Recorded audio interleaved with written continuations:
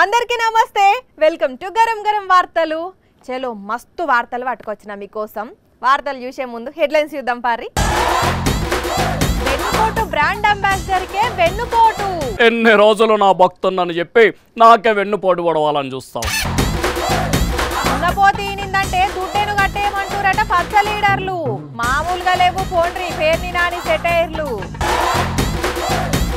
ఓట్ల టైంలో మానవతా దృక్పథంతో పైసలు వంచిట్రట టీడీపోళ్ళు అట్లెట్లా వత్తాసు పలుకుతున్నారో కదా అసలు ఆఫీసర్లు బామ్మర్ది కోసం మోకాళ్ళ నడక నడిచిండు బావా ముచ్చట తెలిసిన వాళ్ళు అంటున్నారు వారేవ్వా వేప చెట్టుకు కాస్తున్నాయి మామిడికాయలు పర్యాటక ప్రదేశంగా మారింది మంత్రి గారి ఇల్లు 3 రోజుల నుండి ఇంద్రబాబు ఇంట్ల నుండి బయటికే వస్తలేడట తలుపులు పెట్టుకొని లోపలనే ఉన్నాడట ఎవరినో గట్టిగా తిడుతున్నాడట మరి ఆయన బాధ ఏందో కనుక్కుందాం ఓసారి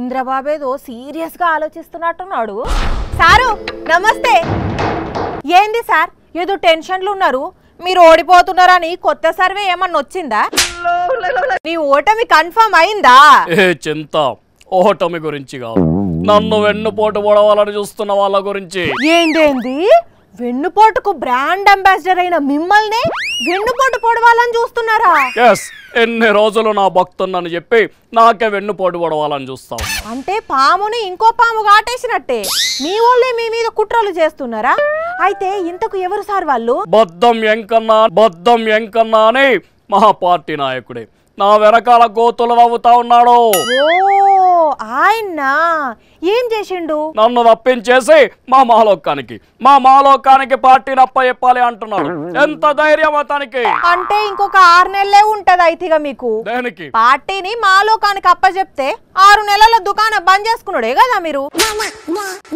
అఫ్ కోర్స్ ఎవరికి అప్పచెప్పినా చెప్పకుండా రిజల్ట్ తర్వాత ఎట్లా మీ దుకాణం బంద్ అవుతుంది అనుకోండి నువ్వు కూడా అలాగే అంటే అటు పబ్లిక్ నమ్మక మా వాళ్ళు గోతులు అవి ఇంకా నేనేం చేయాలి పాము మంత్రం వేసేటోడు పాము కాటకే బలైనట్టు వెన్నుపోటు పొడిచి పార్టీని గుంజుకున్న మిమ్ముల అదే వెన్నుపోటు పొడిచేటట్లున్నారు కదా దట్ ఈస్ మై ఆవేదన అయినా అదేమన్నా మీరు ఓ కష్టపడి సొంతంగా డెవలప్ చేసుకున్న పార్టీనా తీరాదండి మీ మామ దగ్గర నుండి గుంజుకునేదేనాయే ఇప్పటికే ఉచితార్థంగా స్టేటస్ అనుభవించిండ్రు అందుకే అంటారు మరి కర్మ మనం చేసేదే మనకు తిరిగిస్తుంది అని ఆయన ఎవరో ఇన్నొద్దులు మీకు భజన చేసిండు ఇప్పుడు మీకు వయసు అయిపోయింది ఇక మీతోని ఏమీ కాదని అర్థమైనట్లున్నది ఇప్పుడు మీ మాలోకానికి మస్కా కొడుతున్నాడు అది ఆర్ట్ అందులో తప్పే ఉన్నది మీరు నేర్పించిన ఆర్టే కదా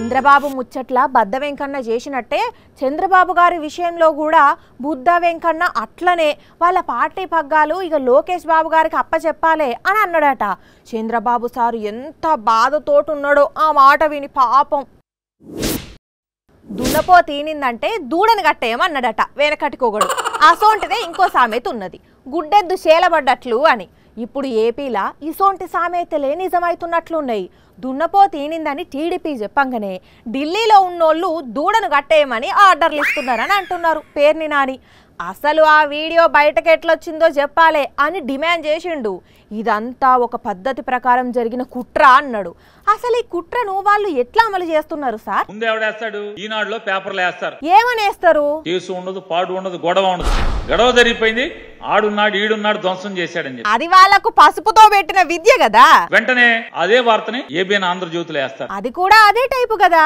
తర్వాత ఏమైతది ఈ రెండింటిని ఎలక్షన్ కమిషన్ వెంటనే చర్యలు తీసుకున్నాడు వెంటనే పోలీసులు తప్పుడు కేసులు కడతాం ఏందో అంత గమ్మత్ ఉన్నది కానీ ఆ వీడియో ఒక తెలుగుదేశం నాయకుడు ట్విట్టర్ లోకి ఎలా వచ్చింది ఎవరో ఇచ్చుంటారు పోలీస్ డీజీపీ ఇచ్చాడా లేదు ఎస్పీ ఇచ్చాడా లేదు జిల్లా ఎన్నికల అధికారి ఇచ్చాడా లేదు కనీసం ఆర్ఓ ఇచ్చాడా ఇవ్వలేదు ప్రిసైడింగ్ ఆఫీసర్ ఇచ్చాడా ఎవడు ఇవ్వలేదు వాళ్ళు ఎవ్వరూ ఇవ్వకపోతే ఎట్లొచ్చింది సార్ ఓట్ల సారిని అడగనుంటిరి. ఎలక్షన్ CEO అంటాడు, నా దగ్గర నుంచి వెళ్ళలేదు, నా ఆఫీస్ నుంచి వెళ్ళలేదు, మా వ్యవస్థ నుంచి వెళ్ళలేదు, ఎక్కడి నుంచి వెళ్ళిందో కనుక్కుంటాం. మరి ఇంకేంది, ఆ వీడియో బయటికి ఎట్లా పోయిందో మెల్లగా కనుక్కుంటాడు తీరాదు. ఎంత హాస్యాస్పదం అంటే, ఎంత బాధ్యత రాహిత్యం అంటే. ఇట్లా గోల్మాల్ చేయొచ్చనే చంద్రబాబు బీజేపీతోని పొత్తు పెట్టుకున్నాడట కదా, ఎవరో అంటుంటిన్నా. ఈ రకమైనటువంటి దున్నపోతు ఈయనదని ఒకడంటే తెలుగుదేశం వాడు దోండ కట్టేయమని ఎలక్షన్ ఆఫీసర్ అంటాడు, ఎలక్షన్ కమిషన్ ఆఫ్ ఇండియా. అన్నాలం పాడుగాను, మరీ ఇంత ఘోరమా? దున్నపోతేంటి ఏంతమేంటి అనేది కూడా ఎక్కడ ఆలోచన లేదు. చంద్రబాబు చెప్తే నిజంగానే దున్నపోతీనిందని ఎల్లో మీడియా ఫ్రంట్ పేజీలో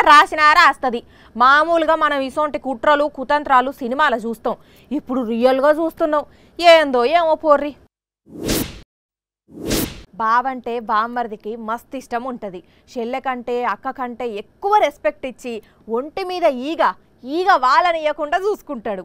ఏదైనా తన బావ తర్వాతనే అనుకుంటాడు. బావ మంచిగుంటేనే చెల్ల సంసారం మంచిగా నడుస్తుందని మనసులో అనుకొని 5 ఇచ్చే కాడ 10 ఇస్తాడు, 10 ఇచ్చే కాడ 20 ఇస్తాడు.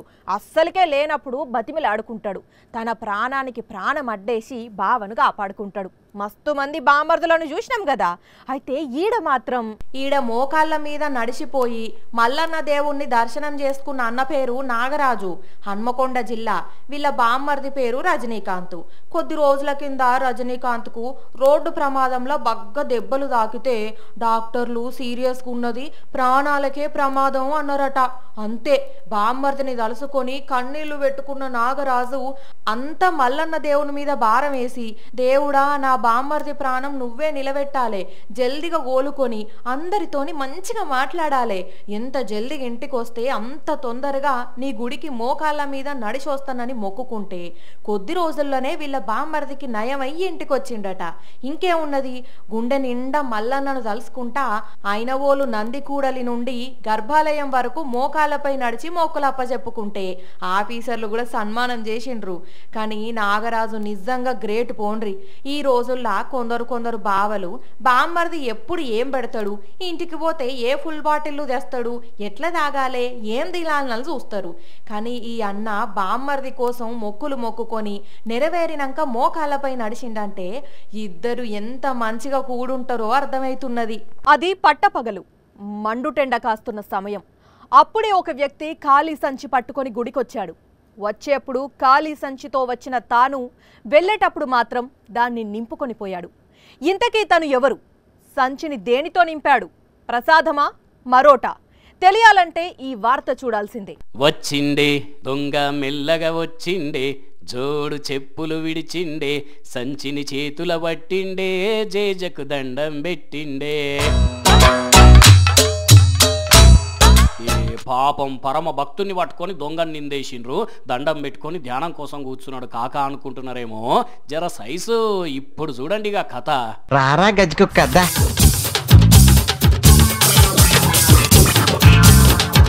చూసిండ్రా వీని పనితనం, ఎవ్వరు వస్తలేరని చూసి లేచి వచ్చిండు, స్టీల్ హుండీలు ఎప్పుకపోయిండు. పాడయ్యుడు వచ్చేటప్పుడు ఉన్న కుక్క పోయేటప్పుడు ఉన్న మంచిగుండు, దొంగని గుర్తుపట్టి వర్రేదేమో. మరి వచ్చేటప్పుడే ఎందుకది వాసన పసిగట్లేదో గానీ ఆ గొమ్మల్లోగా ఖాళీ సంచి పట్టుకొని పోతున్నాడు కదా. అంటే అట్టుండటే ఇంకో గుళ్ళె దర్శనానికి పోతాడా ఏంది దగులుబాజీగాడు? ఈ నెత్తిన హుండెత్తయ్య. కాకినాడ సంజయ్ నగర్ లో ఉన్న అమ్మవారి గుళ్ళే జరిగింది ఇది. ఈ ముచ్చట తెలిసి అక్కడ అమ్మవారి భక్తులు వడ్డించేటోడు మనోడైతే మనం ఇంట్లో వన్నా ఇంటికొచ్చి వడ్డించిపోతాడు అన్నట్లు టీడీపీ ఎట్లా చెప్తే కొందరు ఆఫీసర్లు అట్లా చేసిండ్లని ఫైర్ అవుతున్నారు వైసీపీ లీడర్లు. టీడీపీ లీడర్ల లఫూట్ పనుల గురించి వైసీపీ వాళ్ళు బయట వీడియోలు చూస్తుంటే ఓర్ని ఇంత ఘోరమా, ఇంత అన్యాయమా అని అనిపిస్తుంది. ఆగో అక్కడ కాకాని సార్ ఉన్నాడు, ఏం చెప్తాడో చూద్దాం. సార్ నమస్తే సార్. ఏంది సార్ అది, ఏమున్నది ఫోన్లా? మత్తుకి నేను మీకు ఒక వీడియో చూపిస్తున్నా. ఏందది? ఈ వీడియోలో సర్వేపల్లి నియోజకవర్గానికి సంబంధించి తెలుగుదేశం పార్టీ అభ్యర్థిగా పోటీ చేస్తున్నటువంటి సోమిరెడ్డి నేరుగా తనే ఓటర్లకు డబ్బులు పంచాడు. షవ్వా, అంత అట్లా బరి తెగించి ఓపెన్ గా డబ్బులు పంచితే జిల్లా ఎన్నికల అధికారి ఏం యాక్షన్ తీసుకోలేదా? దీనికి సంబంధించి ఆయన మానవతా దృక్పథంతో డబ్బులు పంపిణీ చేశాడు అని చెప్పించారు. ఏంది మానవత్వంతో డబ్బులు పంచిండటనా?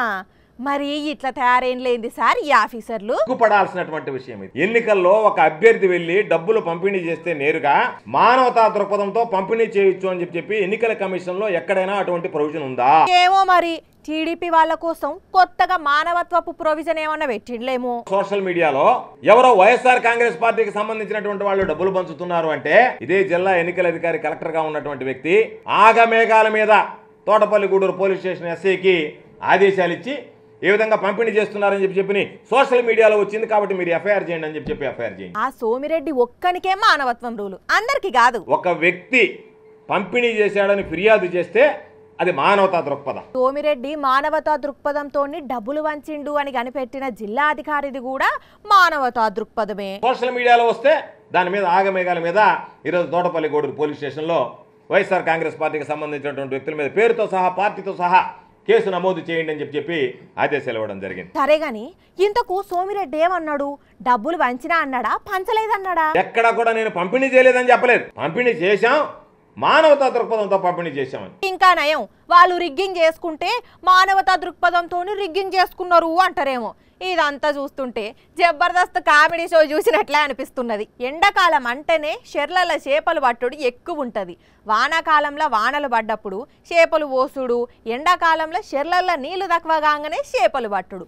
ఇక కొన్ని దిక్కుల్లో అయితే ఊరు కూరంతా చేపల కూరే ఉంటుంది. చూస్తున్నాం కదా, మనం కూడా చేపలు పట్టిన వాళ్ళమే కదా. అయితే ఈడ కూడా కొందరు అన్నలు చేపలు పట్టిండ్రు. కాకపోతే ఒక్కటంటే ఒక్క చేపను చూసి మాత్రం మస్తు సంబరపడ్డారు. ఇప్పుడు మీరు చూసినా అంతే సంబరపడతారు. ఎందుకంటే బాహుబలి చేప కిలో కాదు, 2 కిలోలు కాదు, 10 కిలోల అంతకంటే కాదు, 13 కిలోల బొచ్చ చేప పడ్డది ఇగో ఈ అన్న వలల. వామ్మో చూసినారుల్లా ఎంత పెద్దగా ఉన్నదో. మేక గొర్రెంత బరువు ఉన్నట్టున్నది. అగ చూడుండ్రి ఎట్లా నోరు తెరిచిందో. 2 కిలోల చేపను కూడా లటుక్కున మింగేటట్టే కొడుతున్నది. వరంగల్ జిల్లా కమలాపూర్ మండలం ఈ అన్నది. పేరు ఓడలు. ఉప్పల్ శివార్లున్న చెర్ల వలయంగానే ఒకటేసారి గుంజుకపోయిందట. అరే ఇంతల్నే ఇంతగనం బరువు చేపలు ఎట్లా పడ్డాయి అని వలను బయటికి తీస్తే ఒక్కటే చేప పడ్డది. జోకితే 13 కిలోలు ఉన్నది. బతికున్న చేపనే అమ్మేటందుకు మార్కెట్ పోయిండు. అమ్మిండట, కానీ చేప మాత్రం భలే పెద్దగున్నది. పోండ్రి, మామూలుగా ఇంత పెద్ద చేపలు గోదావరిలో పడతాయి. అసోంటిది చిన్న చెర్ల పడ్డదంటే మరి ఎన్నేండ్ల చేపనో ఏం కథనో గాని చేపను పట్టిన అన్న మాత్రం మస్తు ఖుషీలున్నాడు. ఏమ్రా వారి, ఎందుకు బడికి పోలేరా? మంచిగా పంతులు చెప్పేదిని చదువుకునేదానికి ఏం నొప్పి అవుతున్నదిరా? గాడిదున్నట్టున్నావు. బడికి పోయేదానికి ఏమైతున్నదిరా? ఏం చేస్తావు మరి? గుడ్డి గుర్ర పండ్లు తోముతావా, గాడిదల కాస్తావా అని చిన్నప్పుడు అవ్వయ్యలు తిట్టేది కదా. కానీ ఇప్పుడు అదే గాడిదల బిజినెస్ మంచి ఊపు మీద ఉన్నది, చూస్తున్నాం కదా. అందుకనే ఈ అన్న ఏం ఉపాయం చేసిండంటే, ఉపాయం ఉన్నోడు ఉల్లిగడ్డ కోసి ఊరందరికీ కూర వండుతాడు అన్నట్టు ఉపాయం ఉన్న ఈ అన్న తాను గాస్తున్న గొర్రెలకు అదనంగా గాడిదలను కొని గట్టిగా పైసలు సంపాదిస్తున్నాడు. ఏలూరు జిల్లా కొయ్యలగూడెం మండలం నరసన్నపాలెం ఊరు రైతన్న వెంకటరెడ్డి చిన్నప్పటి సంధి గొర్రెలనే కాస్తున్నాడట. మంచిగా ఆర్థికంగా ఎదిగిండట. మరి ఆదాయం సరిపోతే లేదనుకున్నాడో ఏమో గాని వాళ్ళ ఊర్లో అందరికంటే ఇచ్చంత్రంగా ఉపాయం చేసి ఇగో ఇంతగనం గాడిదలను కొన్నాడు, వ్యాపారం చేస్తున్నాడు. చెప్పవే అన్న, ఎవరు చెప్పిండ్రే గాడిద పాల వ్యాపారం చేయాలనని? గాడిదలు పాములు గట్ట పెట్టారు, పాలు గట్ట బాగా సేల్స్ అవుతున్నాయి అది ఇది అంటున్నారు. సరే అసలు దాని గురించి అయితే తర్వాత తెలుసుకుందాం. మనకు ఎలాగా గొర్రెలు మేపేస్తున్నాం కదా, వాటితో పాటుగా గాడిదలు కూడా మేపేద్దామని సరదాగా ఉండి కొన్నానండి. అబ్బర బిడ్డో, ఇన్నారులా.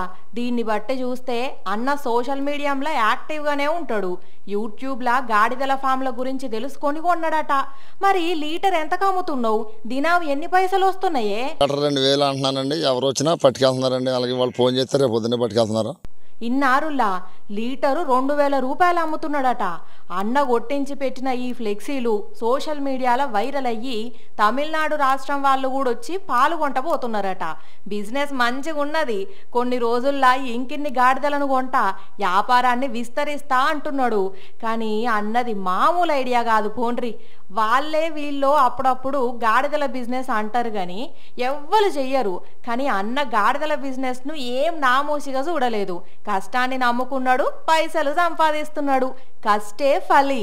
దేశంలో కాంగ్రెస్ పార్టీ లీడర్లందరి ప్రచారం ఒగెత్తైతే రాహుల్ గాంధీ సారు ప్రచారం ఇంకో ఎత్తు.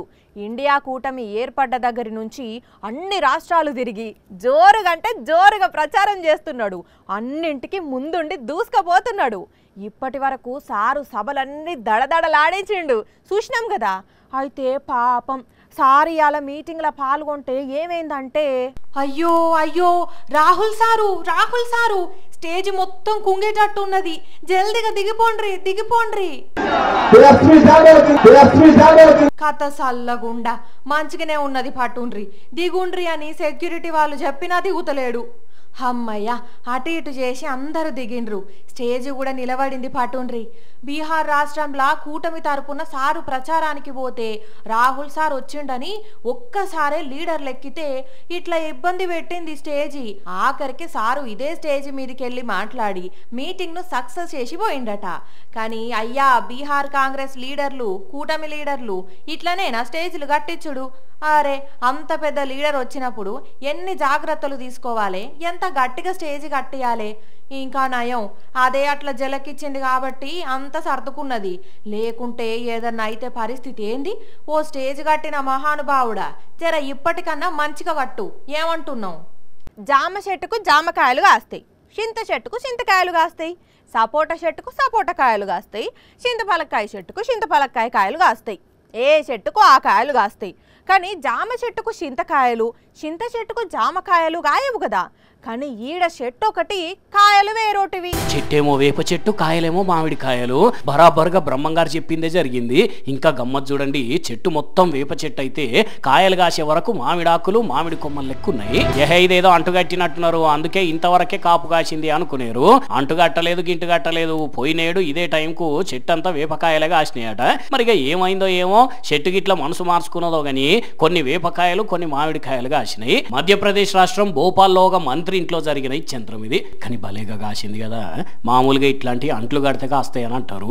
కొందరు ఊర్లలో ఇట్లా ప్రయోగాలు చేసి ఒక చెట్టుకు వేరే చెట్టు కాయలు కాయించిన వాళ్ళు కూడా ఉన్నారు. కానీ ఏం చేయకుండా చెట్టు సకిన చెట్టే నిర్ణయం తీసుకొని ఇట్లా కాయలు కాసిందంటే నిజంగా వండరే. మరిగా పుసుక్కునే వలన మామిడికాయ తినేసి పిక్కలకి ఇట్లా వాడేస్తే అట్లా గిట్ట పోల్సిందేమో, ఏమో ఎవరికి ఇరుక కదా. ఇక ఇవి మరి ఇయాల్టి గరం వార్తలు. మళ్ళా రేపు ఇదే టైంకి ఇట్లనే కలుసుకుందాం. అప్పటిదాకా ఏం చేయాలి? చూస్తూనే ఉండండి సాక్షి టీవీ. టైం యాదుకున్నది కదా, రాత్రి 8:30కి, మళ్ళీ పొద్దుగాల 8:30కి ఉంటాం మరి.